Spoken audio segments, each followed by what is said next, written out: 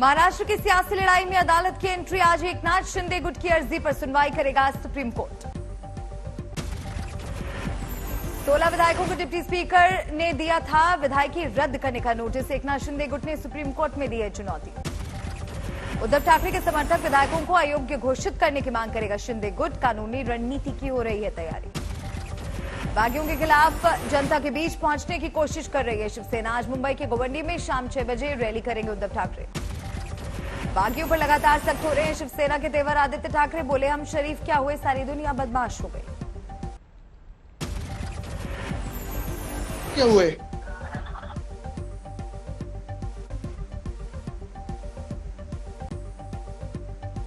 हम शरीफ क्या हुए?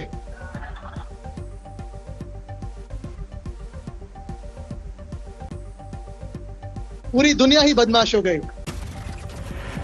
बागियों पर संजय राउत का विवादित बयान। कहा, गुवाहाटी में जो 40 लोग वो जिंदा लाश हैं, उनका शव आएगा वापस, विधानसभा में होगा पोस्टमार्टम। दिल्ली में शरद पवार का महाराष्ट्र पर बड़ा बयान। बोले, हम आखिर तक उद्धव के साथ। बोले, जो असम गए हैं उसमें से कुछ लौट आएंगे वापस। एकनाथ शिंदे को लेकर आदित्य ठाकरे का बड़ा बयान। बोले, 30 मई को सीएम पद किया था ऑफर, लेकिन जो डर गए वो गुवाहाटी गए। कि जो भाग गए उसमें से भी कई लोग हैं जिसको भगाया गया है। सबसे अहम चीज यही है कि जो डरपोक है वो भागते हैं और वो भाग के गए हैं। गुवाहाटी पहुंचे शिवसेना के एक और विधायक उदय सामंत। आदित्य ठाकरे का माना जाता है करीबी। अब बागी विधायकों की संख्या हुई 48। इसमें 39 विधायक शिवसेना के और बाकी 9 निर्दलीय। बागियों पर संजय राउत का धमकी भरा ट्वीट। लिखा, कब तक छिपोगे गुवाहाटी में, आना ही पड़ेगा चौपाटी में। वहां बैठ करके हमको सलाह और मार्गदर्शन कर रहे। शिवसैनिक जमीन पर है, हजारों लाखों शिवसैनिक। हमारे एक इशारा का इंतजार है बस। मुंबई में सामना दफ्तर के बाहर शिवसैनिकों ने बागी विधायकों के खिलाफ किया प्रदर्शन। एकनाथ शिंदे के पोस्टर पर चप्पल से किया वार, जमकर की नारेबाजी। नांदेड़ में भी सीएम उद्धव ठाकरे के समर्थन में सड़कों पर उतरे शिवसैनिक। बागियों का किया विरोध। जय भवानी जय शिवाजी के नारे गूंजे।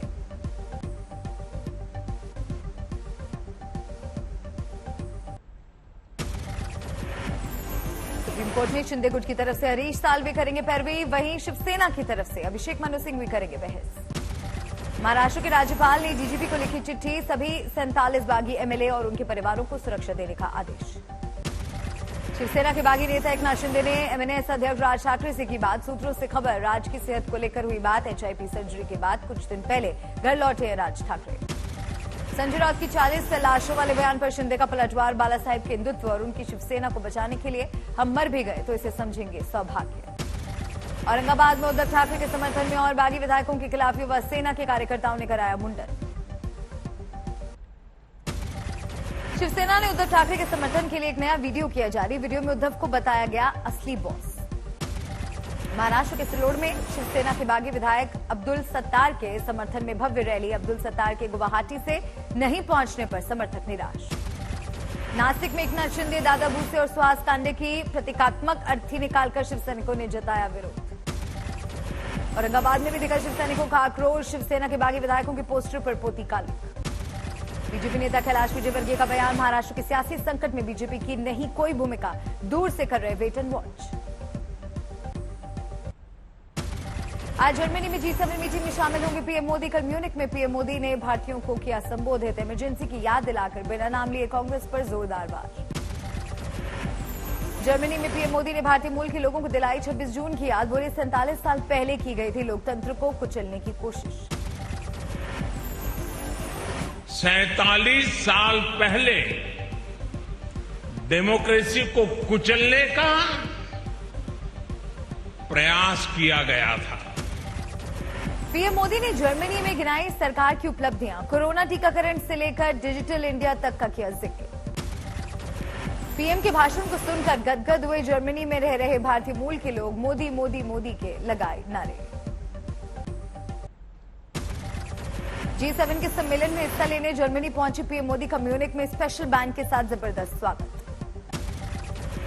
यूपी लोकसभा उपचुनाव में बीजेपी की बल्ले बल्ले। दोनों सीटों पर जीत के बाद से जारी है पूरे यूपी में जश्न। रामपुर में बीजेपी के घनश्याम लोधी ने हासिल की जीत। समाजवादी पार्टी के आसिम रजा को 40,000 से ज्यादा वोटों से हराया। जो यहाँ के कार्यकर्ता हैं और हमारे जो नेता हैं और जो हमारी आम जनता है उसे बहुत बहुत धन्यवाद देना चाहता हूँ। एक छोटे से आदमी को अपनी सेवा के लिए चुना उन्होंने। रामपुर में हार के बाद समाजवादी खेमे में बौखलाहट, पार्टी कार्यकर्ताओं के बीच आजम खान बोले मुसलमानों को बनाया जा रहा है टारगेट। अखिलेश के गढ़ में भी खिला कमल, आजमगढ़ से बीजेपी के दिनेश लाल यादव निरुआ ने दर्ज की जीत। आजमगढ़ की जनता की उम्मीद की जीत है। हमारे आजमगढ़ की जनता ने जो उम्मीद दिखाया है, जो विश्वास दिखाया है, उस विश्वास पे हमारी भारतीय जनता पार्टी पूरी तरह खरी उतरेगी। आजमगढ़ से अखिलेश यादव ने भाई धर्मेंद्र यादव को बनाया था उम्मीदवार, बीएसपी के उम्मीदवार गुड्डू जमाली ने बिगाड़ा खेल। अफसोस जाहिर करते हुए पार्टी से क्षमा मांगता हूं कि पार्टी की उम्मीदों को पूरा नहीं कर पाए। सब साथियों का अपनी ओर से और पार्टी की ओर से आभार व्यक्त करता हूं, धन्यवाद देता हूं। आजमगढ़ और रामपुर में जीत के बाद सीएम योगी ने लोगों का कहा शुक्रिया, बोले डबल इंजन की सरकार में जनता ने जताया भरोसा। उपचुनाव में दोनों सीटों पर जीत के बाद सीएम योगी ने विरोधियों पर साधा निशाना, बोले परिवारवाद और सांप्रदायिक ताकतों की हुई हार। उत्तर प्रदेश के अंदर 80 लोकसभा सीटों में से 80 सीटों की ओर विजयश्री की ओर अग्रसर हो रही है। बीजेपी ने मोदी योगी पर बांधा आजमगढ़ और रामपुर लोकसभा सीटों पर जीत का सेहरा, जेपी नड्डा बोले डबल इंजन की सरकार पर लोगों का भरोसा बरकरार। के लिए उत्तर प्रदेश के मुख्यमंत्री आदरणीय योगी आदित्यनाथ जी और उनकी पूरी टीम को बहुत बहुत बधाई देता हूं। यूपी में बीजेपी की जीत को लेकर ओवैसी ने समाजवादी पार्टी को घेरा, बोले मुसलमानों को समझना चाहिए कि अखिलेश में नहीं है जीत का दम। संगरूर में आम आदमी पार्टी को बड़ा झटका, भगवंत मान की छोड़ी लोकसभा सीट पर शिरोमणि अकाली दल, अमृतसर के सिमरनजीत मान की जीत।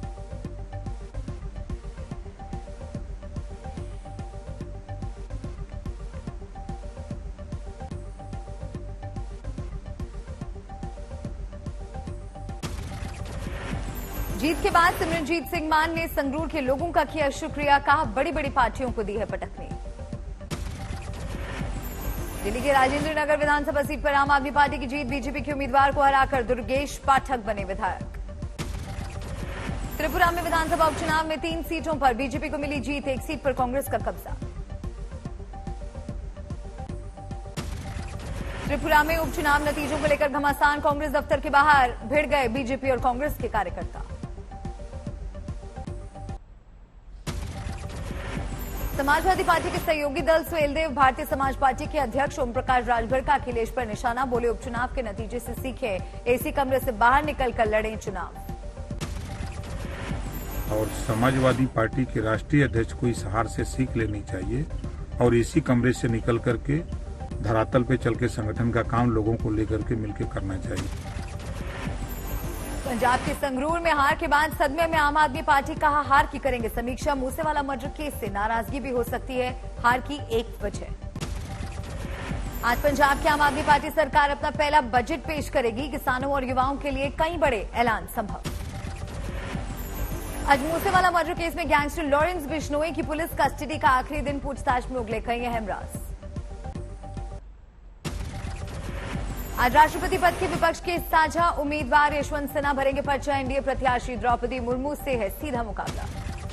आज राष्ट्रपति रामनाथ कोविंद का वृंदावन दौरा, दर्शन के साथ कई कार्यक्रमों में करेंगे शिरकत।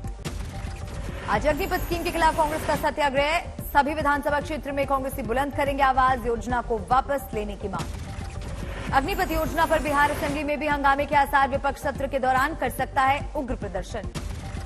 दिल्ली सरकार के स्वास्थ्य मंत्री सत्येंद्र जैन की न्यायिक हिरासत का आज आखिरी दिन, मनी लॉन्ड्रिंग केस में हुई थी गिरफ्तारी।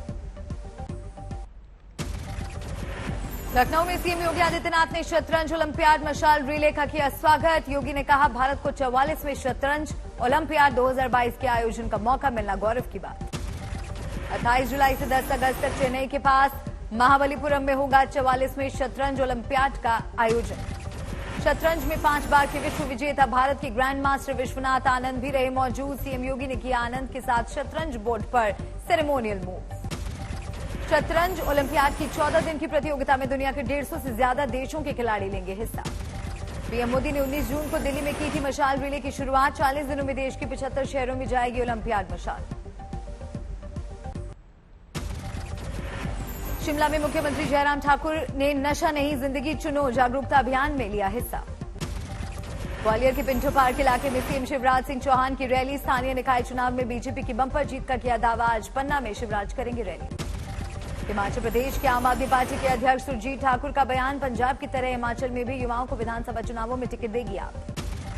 पाकिस्तानी जेल में शहीद हुए सरबजीत सिंह की बहन दलबीर कौर अटवाल का लंबी बीमारी के बाद निधन। भिकिविंड में हुआ अंतिम संस्कार।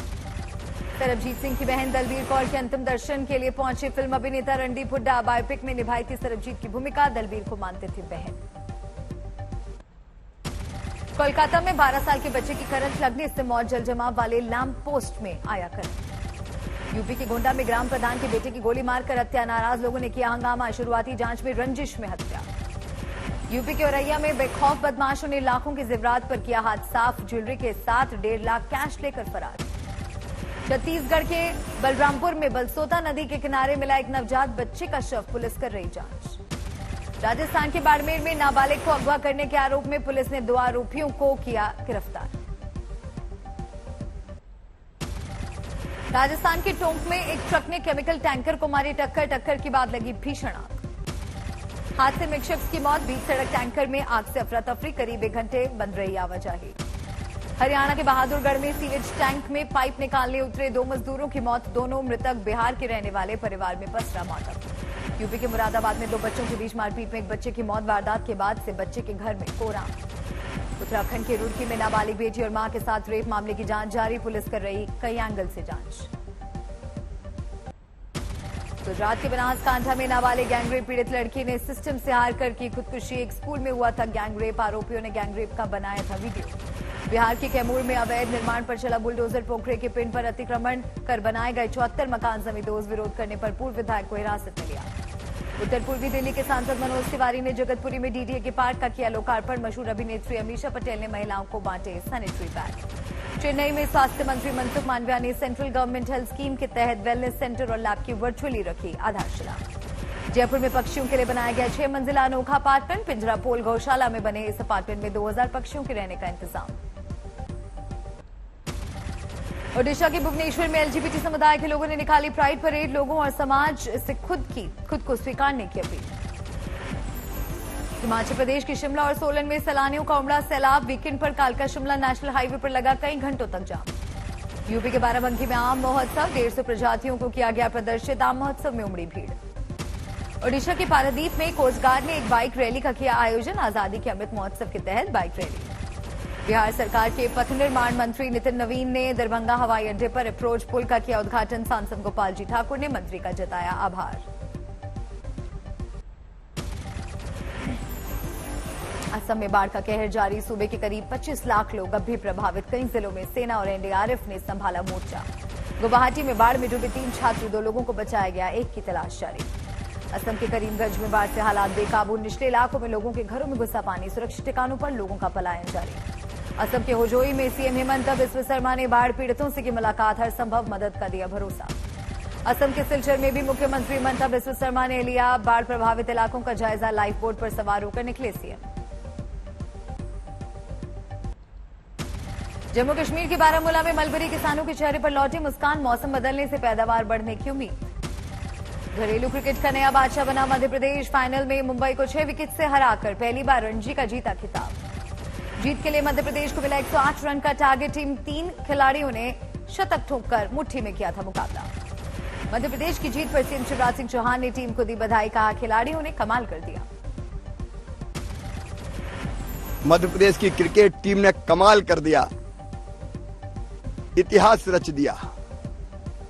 पहली बार कई बार की विजेता मुंबई को हराकर मध्य प्रदेश की टीम ने रणजी ट्रॉफी जीत ली है।